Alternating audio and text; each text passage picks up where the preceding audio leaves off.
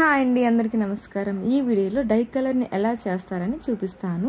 నేను fashion designing course చేసినప్పుడు ఇంట్రెస్ట్గా నేర్చుకున్న వాటిలో ఈ కలర్ మిక్సింగ్ ఒకటి. ఇంకా ఈ కలర్ మిక్సింగ్ని ఎలా చేశానని చూపిస్తాను. ఈ కలర్ మిక్సింగ్కి మనకి ఏదైనా ఒక కలర్, ఇంకా హైడ్రోస్, ఇంకా సోడా యాష్ కావాలి. ఇవి ఎక్కడ దొరుకుతాయని నేను వీడియో ఎండింగ్లో మీకు చెప్తాను. ఒక గిన్నె తీసుకొని ఈ గిన్నెలో 1 లీటర్ వరకు వాటర్ వేసుకోవాలి. అండ్ నెక్స్ట్ స్టవ్ కూడా వెలిగించుకొని ఉంచాలి. ఈ డై మిక్స్ చేసుకోవడానికి నేను ఆరెంజ్ కలర్ని తీసుకుంటున్నాను. వాటర్ బాగా మరగాలండి. ఇలా మరుగుతున్న వాటర్లో మనం కలర్ అనేది వేసుకోవాలి. నేను ఇక్కడ 1/2 టేబుల్ స్పూన్ కలర్ మిక్స్ చేసుకుంటున్నాను.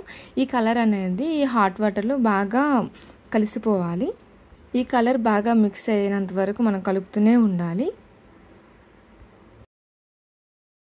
ఇలా కలర్ వాటర్లోని బాగా కలిసినాక ఇందులోని ఇప్పుడు హైడ్రోస్ వేసుకోవాలి. నేను 1/2 టేబుల్ స్పూన్ కలర్ తీసుకున్నా కదా, దానికి డబుల్ వేసుకోవాలి ఈ హైడ్రోస్ అనేది.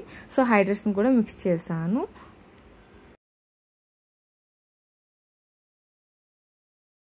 హైడ్రోస్ వేసుకున్నాక ఒక 7-8 మినిట్స్ వరకు బాగా మరిగించుకోవాలి కలర్ని.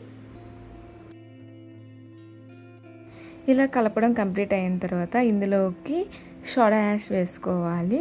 కలర్ ఎంత తీసుకున్నామో సేమ్ సోడా యాష్ కూడా అంతే తీసుకుంటాము.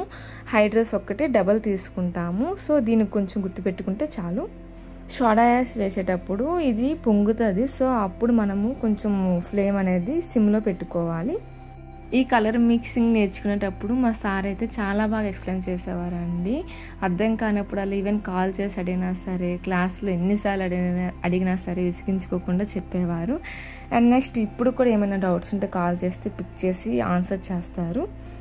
అలా చెప్పేవాళ్ళు ఉంటే చాలా ఇంట్రెస్ట్గా నేర్చుకుంటాం కదా ఏ సబ్జెక్ట్ అయినా. ఈ కలర్స్ అన్నీ ఎక్కడ దొరుకుతాయంటే మనకి సికింద్రాబాద్లో రాణిగంజ్ ఉంటుంది కదా, ఆ మార్కెట్లోని అనిల్ టెక్స్టైల్స్ మీకు తెలిస్తే మాత్రం ఈజీగా తెలుస్తుంది. ఆ బ్యాక్ ఒక షాప్ ఉంటుంది, ప్రసన్న కలర్స్ అని. ఈవెన్ మీరు మ్యాప్ పెట్టుకొని వెళ్ళినా సరే మీకు అడ్రస్ కరెక్ట్గానే వెళ్తుంది. నేను కూడా అలానే వెళ్ళినా.